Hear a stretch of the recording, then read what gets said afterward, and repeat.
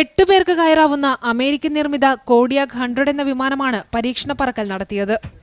2 വൈമാനികരുള്ള ഒറ്റ എഞ്ചിനുള്ള വിമാനമാണിത്. കൊച്ചി ആസ്ഥാനമായുള്ള സീവേഡ് സീപ്ലെയിൻ എന്ന കമ്പനിയാണ് ലക്ഷദ്വീപ് അഡ്മിനിസ്ട്രേഷന്റെ അനുവാദത്തോടെ സർവീസിനൊരുങ്ങുന്നത്. കൊച്ചി രാജ്യാന്തര വിമാനത്താവളത്തിൽ നിന്ന് 11 മണിയോടെ ലക്ഷദ്വീപിലേക്ക് പുറപ്പെട്ട ജലവിമാനം 12:30 അഗത്തി വിമാനത്താവളത്തിലിറങ്ങി.